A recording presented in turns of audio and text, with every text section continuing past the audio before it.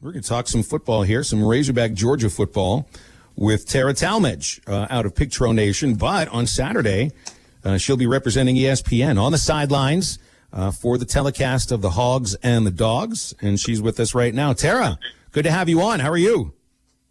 I'm doing good. It's good to talk with you guys.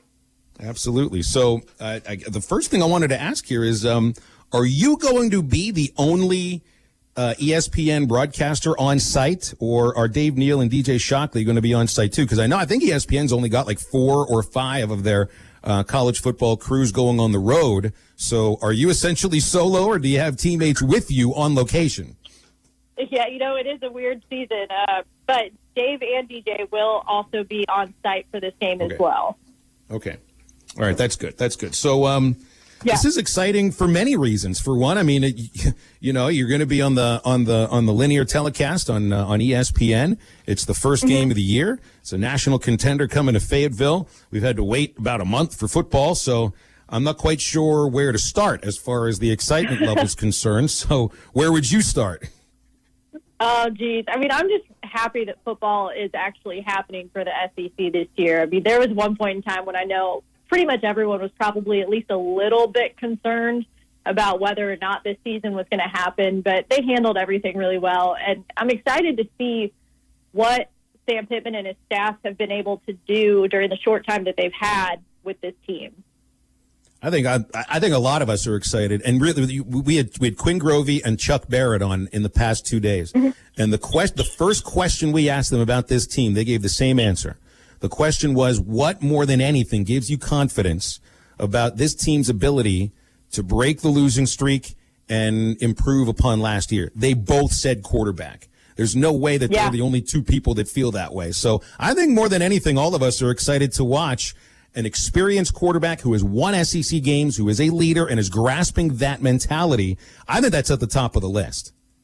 Absolutely. I mean, it's the first time in years that Arkansas has a defined starter that will probably be the starter for the rest of the season. I mean, I think they had, 8 different quarterbacks start the past 2 seasons.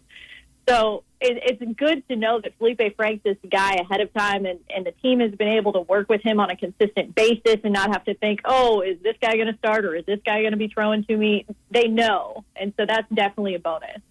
Have you had a chance to speak with any of the coaches from Georgia yet? I know that this is a day where you were hoping to be able to speak with them, and has that happened yet? Not yet. We will be speaking with the Georgia coordinators later this evening, though, and then we'll be talking with head coach Kirby Smart on Friday about this game. Do you even ask who they're going to start at quarterback? Because you know the answer you're going to get, which is we're not telling anybody. Do you even ask? Right. Oh, yeah, you got to ask just to at least hear them say it. It's worth a shot. But let's be real. I think most of us know who they're probably going to end up starting anyways. There's been some questions about JT Daniels and if he's going to be fully ready to go for this game. But I wouldn't be surprised if we saw him a little bit as well.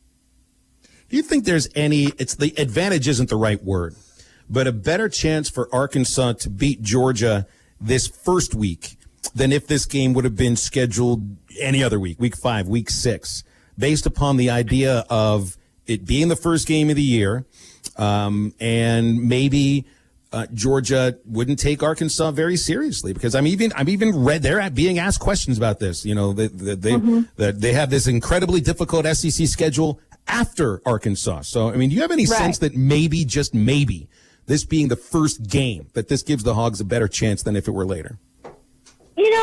There are a couple different things with that. I think that in terms of Georgia, they could underestimate Arkansas and what their new teams and stuff are going to look like this season. And yes, they do have a tough stretch ahead of them after this Arkansas game.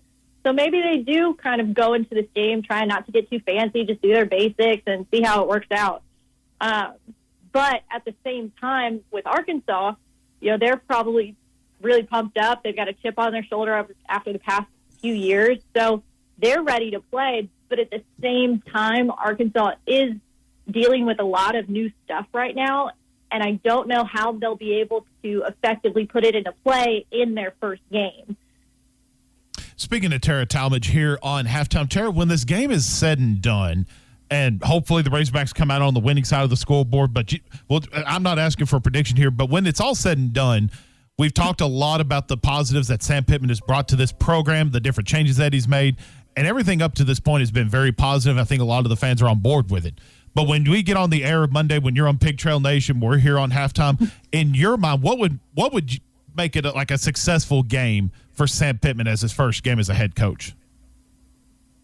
I'm looking for them to, one, be competitive. I mean, they don't need to light up the scoreboard and just demolish Georgia for it to be impressive. What they need to do is just be competitive. I would love to see Felipe Franks just, complete passes, hit the open receivers. I'd love to see guys like Traylon Burks finally get a touchdown, stuff like that. Sam Pittman has talked about the hustle that this team was kind of lacking the past couple of years, and just the basics of putting in real effort for the entire game and not just crashing in the last quarter.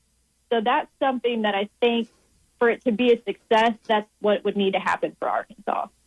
Which side of the ball, when you're sitting on the sideline, are you going to be anxious to see from this Razorback team? Is it going to be the offensive side and see what Kendall Browse can bring to the offensive side of the football, or what Barry Odom hopefully will bring much needed improvement to the defense? Which side of the ball are you more excited to see here? I think everyone's excited to see the offensive side of the ball, but the defense is the more concerning one for me in terms of the fact that they had talent last year and were still struggling immensely. So I want to see what Barry Odom can do with this team. Are they improved in tackling? Because that was a huge issue the past couple of years. That's definitely the side of the ball that I'm really interested to see. A lot of people talk about the defensive line right now, to see how improved they are. Apparently they're pretty aggressive. That's what Grant Morgan has to say. So that's going to be an interesting aspect of this game, and see how they can handle the Georgia offense. And I think one thing I'm just kind of curious to hear from your point of view, being the sideline reporter. You've done numerous games, and everyone up until now has been normal circumstances, full stadiums, the whole 9 yards. Yeah. Now you're stepping into your first time as a sideline reporter with the COVID-19 pandemic happening and all these different protocols in place. What's changed in your preparation for this Saturday? Well, we're still trying to learn some of the new guidelines that are going to be in place when we are at the game, because they vary in terms of which stadium you're at. But everything is over Zoom. We do not meet any of these coaches in person anymore. And also, we're not talking to players. That's a big difference from the past times that I've done games for ESPN and SEC Network. This is something that's new for all of us, and we're all trying to figure it out a little bit. Some things that we'll have to do ahead of time from now on in terms of, deciding who we're going to talk to at the end of the game or at halftime, because we have to set things up, get the mic stand ready to go, make sure we're all socially distant, things like that.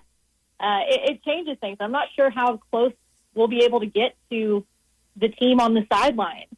Certain people don't want you in that area and tell you to kind of stay further away, which dramatically changes what you'll be able to report on. So it'll be a learning process for sure. You wearing a mask while you're reporting? Are you allowed to take it off when you're speaking into the mic? That's actually a good question. I know I have to wear the mask pretty much the entire time that, from the moment I get out of my car, but I'm not sure if I have to wear it when I'm actually doing a report. That's one of the things I've still got to figure out. I wonder if you'll also look at this, how some might look at the at the mask, because now it's a matter of, hey, you got to wear these things when you go into a lot of places. So it's like an accessory, right, almost like a piece of fashion, right? So, you don't just pick any just like black mask or anything like that. You need one that looks right, especially if you're on TV, right?